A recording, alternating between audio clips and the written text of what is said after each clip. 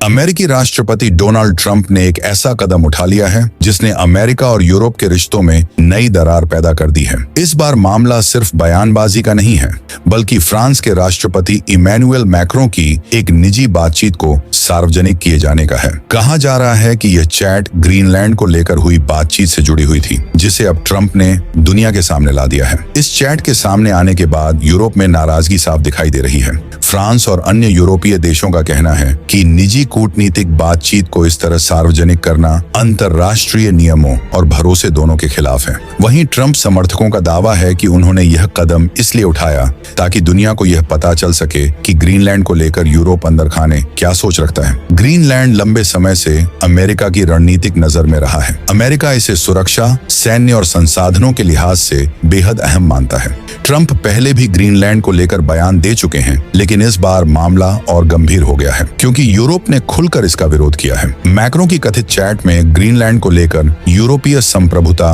NATO की भूमिका और अमेरिका की बढ़ती दखलंदाजी पर चिंता जताई गई थी। जैसे ही यह चैट सार्वजनिक हुई, फ्रांस ने कड़ा रुख अपनाया और कहा कि यह कदम ट्रांस अटलांटिक रिश्तों को नुकसान पहुंचा सकता है। इस पूरे घटनाक्रम का असर नाटो पर भी पड़ता दिख रहा है।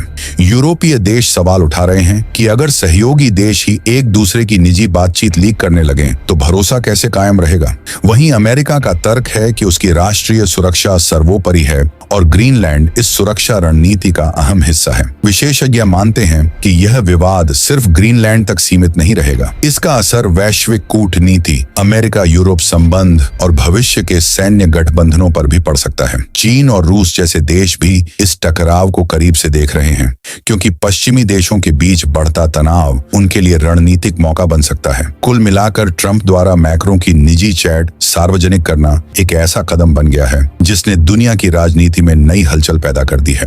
अब सबकी नजर इस पर है कि यूरोप इसका जवाब कैसे देता है और क्या यह विवाद किसी बड़े कूटनीतिक टकराव में बदलता है या नहीं।